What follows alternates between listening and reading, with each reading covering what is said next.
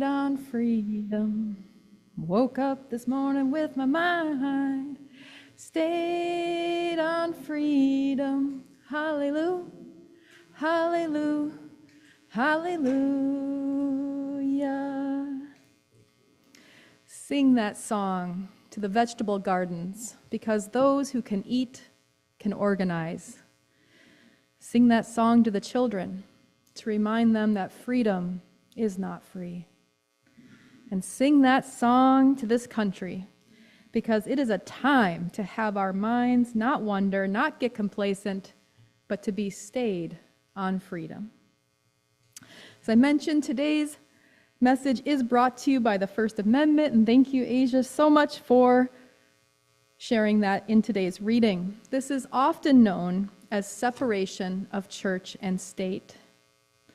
Now, as it pertains to a religion, the First Amendment has these two sections.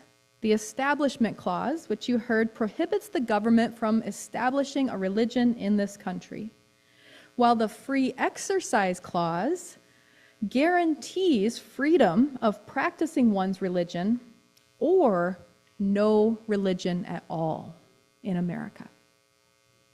Now, separation makes it sound like a wall.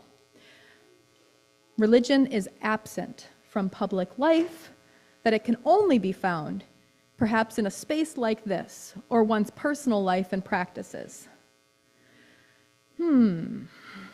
Let's look at two iconic Supreme Court cases that have tested the height and breadth of that wall.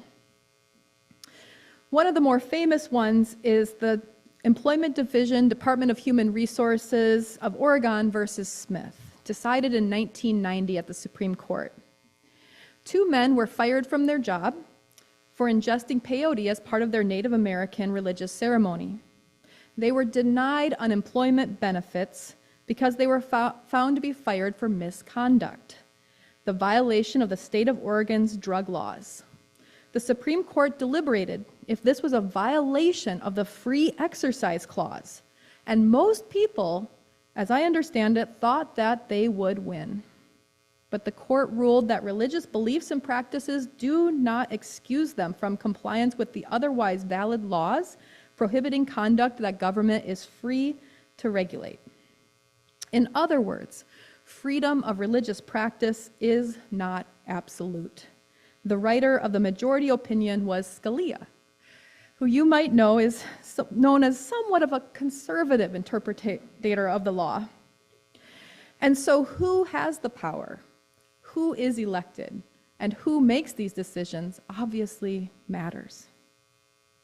The Pew Research Institute, in a report called A Delicate Balance, the Free Exercise Clause of the Supreme Court shows that again and again, when these cases come forward, the freedom of religious practice is bound, that it often does not win if it eclipses another law.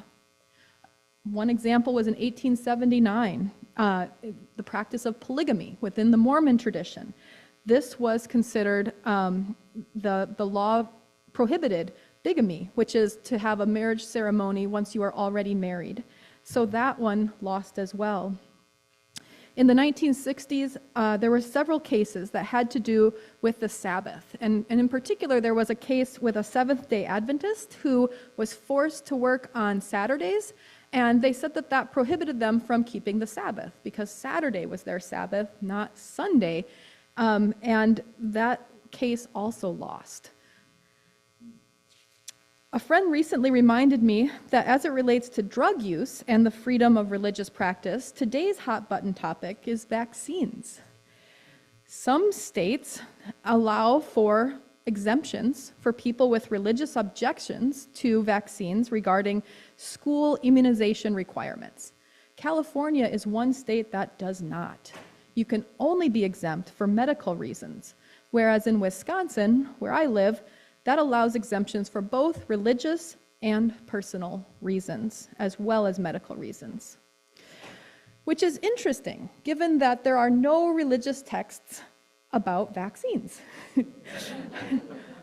They were all written, before vaccines existed. So these are also based on interpretations. Now, it's really interesting. I just found out the other night that you all have been involved with a version of the Religious Freedoms Act, and you had the Federal Religious Land Use Protections, or ARLUPA? Is that what? So in 2000, there was a law passed that bars the government from discriminating against religions in terms of zoning and permitting to be able to allow them to practice their religion. So some examples that were given was a fellowship that was providing meals for the homeless, and the city had denied their permit to do so. They said this is part of our religious practice, and they cited this case, and the permit was granted. So those are some examples of the ways in which the Free Exercise Clause. Now, your story is yours to tell. I can't tell that story, but you all have recently worked through your city government process to allow your permit to be more capacious, to allow more of your practices to happen on these grounds. And I just want to applaud you for those efforts, because the ways in which our First Amendment works is a living tradition. It is not a wall that separates things. Now, as it relates to the Establishment Clause, I think one of the best examples is prayers in schools. The 1950s was an interesting time in America. A lot of my historian friends like to remind me, stop acting like this was normal. This is an outlier. This was not something that you saw at other times. But in terms of religion in America, this is when "Under God" was added to the Pledge of Allegiance. It's when "In God We Trust" was added to the currency. It's important to remember that the U.S. Constitution does not include the word God. It is intended to be a secular document. And so was the currency, so was the pledge, but that changed in the 1950s. At this time, the state of New York, the Board of Regents, created a non-denominational prayer that school boards could opt into. So it wasn't required, but most school boards were opting in, and they would start the day with this prayer, requiring that students recite it with them. Now, 5 plaintiffs sued the school, saying that this was, it encroached upon the Establishment Clause. 2 were Jewish, 1 was atheist, 1 was a member of the New York Society for Ethical Culture, and 1 was Unitarian. And they won! It took until 1962 for the case, Engel versus Vitale. It was decided that prayer cannot be held in schools, even if participation is not required, and even if the prayer is not tied to a particular religion, which set a widely held precedent that most, if not all, states follow today. Now, have you heard a pastor or a politician, after a tragedy, cite that the reason that it happened is because prayer has been taken out of schools? I hear it again and again. It's like a sticky issue, right? And what's interesting is that it's actually not true. Prayer is absolutely welcome and possible in schools. You can pray at any time, in whatever tradition you have. You just can't have it be put over the students. You can pray silently. You can have moments at your lunch table. Individuals can exercise their religion, but a school can't create the prayer or create the time, because that is where we have religion being over versus how it's intended, which is in the public square, religion with. Not power over, power with. That is what the Establishment Clause and the Free Exercise Clause, in their tension, keeps trying to create. Now, what's interesting is that in these recent years, we're seeing a lot of these cases come back. And in some ways, it feels like we're cycling through the same story, but I want to just point out that it might be a little different at this point. So in 2022, there's a pretty well-known case. Joseph Kennedy was fired for praying with his high school football team. And this was in Bremerton, Washington. Now, he said that the free exercise and free speech clauses of the First Amendment protected his ability to do this, to have personal religious observance, and that he could not be given government reprisal because the Constitution neither mandates nor permits the government to suppress such religious expression. And he won this case. So you can have religious groups meeting on a public school campus. In fact, college campuses can have Jewish student unions and Christian student unions and Unitarian student unions, but the school itself can't organize these.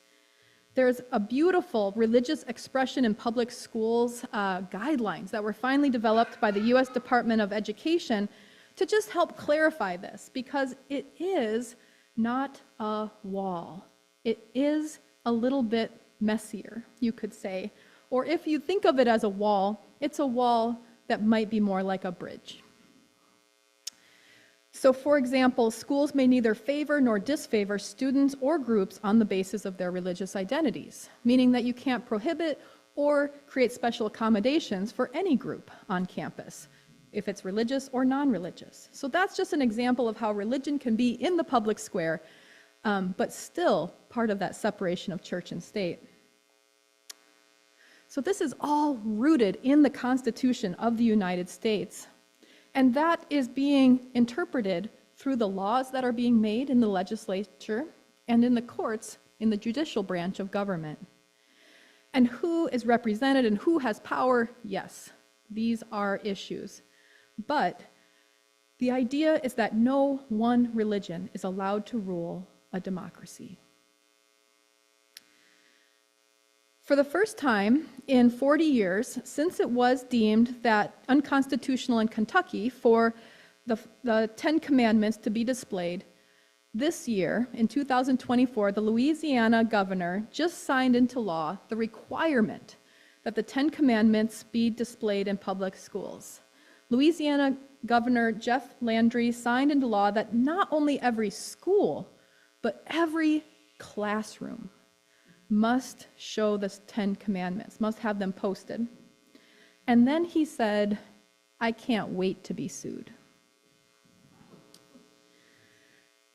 What is happening here, or what people understand is motivating this, is that this is actually an effort to change constitutional law. He is looking forward to the court system to show that the law of the land, our system, is against what he calls the law of Moses, or the original laws.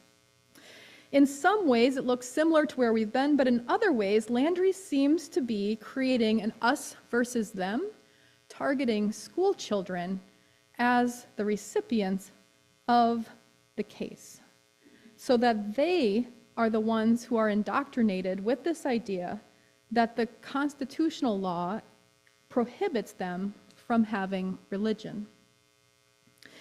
Part of this, as I understand it, is motivated by this idea that the Ten Commandments and prayer in school have some kind of mystical powers to change moral and other concerns in the world, that these can change young hearts and minds, and that this is what it means to live on the one true path.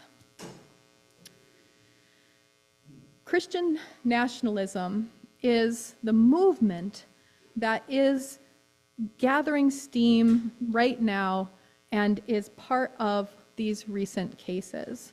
Now, don't get me wrong, this is not a religious organization. This is a political movement. And most of the commentary, most of the advocacy around Christian nationalism is actually coming from Christians. That's what I'm reading in terms of what this movement is and why it is dangerous. As I understand it, it's a minority movement within Christianity that has been around for a really long time. In fact, you can see it's traced all the way back to the doctrine of discovery. Their leaders, both in the pulpit and on the campaign trails, say that America is and always was intended to be a Christian nation. And not only a Christian nation, but a Protestant nation. And that the founders knew that. They were just, it was already there. And what we need to do is just gather together and reconfirm that. We need to be trying these laws in ways that show that that was the original intention. So So when people say this is the greatest threat to democracy, I believe what they are saying is that this movement is really trying to move this country towards a theocracy, one in which government and religion go together. Now, I also want to just point out that the word white Christian nationalism is sometimes used. And again, this is not, number one, not all Christians, not all conservative Christians are Christian nationalists. I want to make sure that that's clear. And not all Christian nationalists would be considered white Christian nationalists. But white Christian nationalism has its roots traced back to the desegregation of schools. And at this time, when desegregation was happening, there were private Christian schools that were created for the first time that allowed for segregated classes to continue. And this is one of the examples of white Christian nationalism. It is racist in its being and in its objectives. Last year, during a conference at Yale to have thought leaders come together around what is Christian nationalism, they found that throughout history there were three things that heightened Christian nationalist movements. One is immigration, heightened immigration. One is economic turmoil. And the third is war. And right now we are kind of in that perfect trifecta, and we are seeing that this movement is well organized, really well funded, and it is really powerful. And unfortunately, it's not always making that differentiation between what it is and how that might be different from the majority religion in this country, which is still Christianity, but not by too much.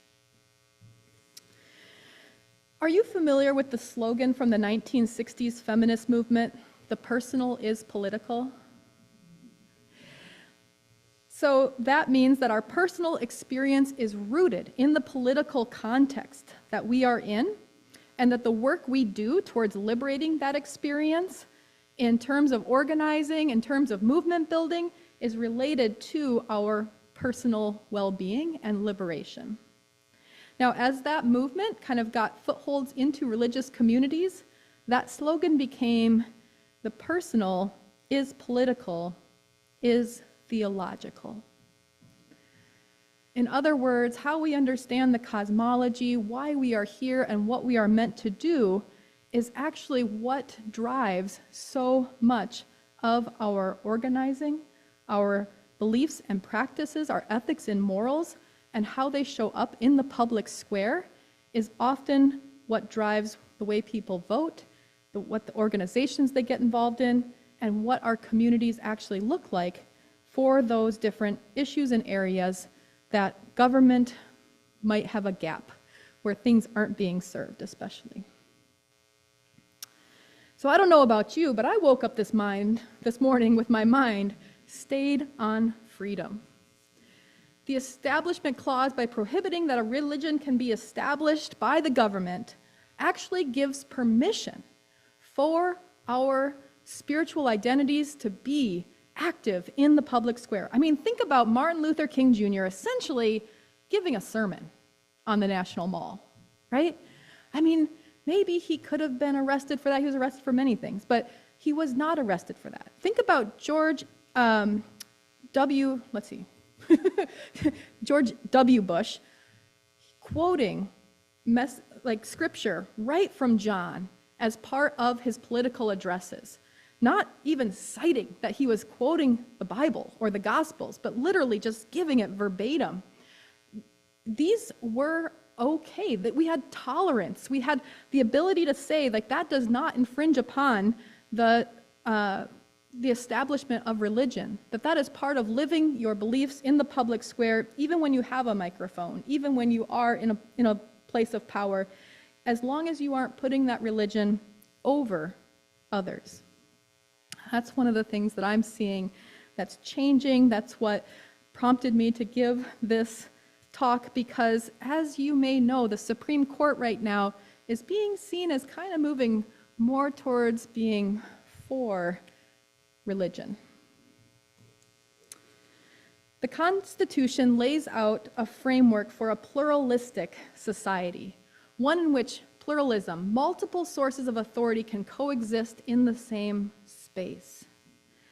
Where else might multiple religions and spiritual authorities thrive in the same space under a democratically held system?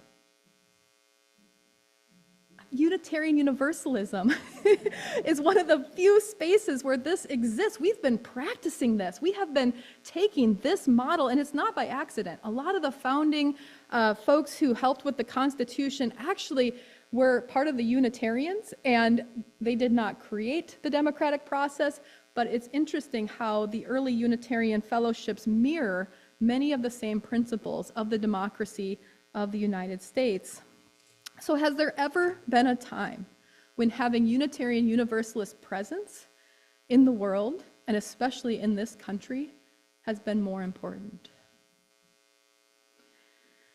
There are many things that we can do, but I think that one of the most important things is to be witnessing what's happening in the world around us, to be in conversation with one another, and to recognize, as Asia's chalice lighting statement from Reverend William Barber II, who's the founder of the Poor People Campaign, that if faith were not powerful, people in the world would not invest so much time to manipulate it for their own interests, and that faith has the power to build up a democracy where everyone can thrive. The U.S. Constitution is a secular document, and this is what affords freedom of religion. I think our religion, our faith, is very important at this time. And it is time to keep our minds stayed on freedom. Amen, and let it be so.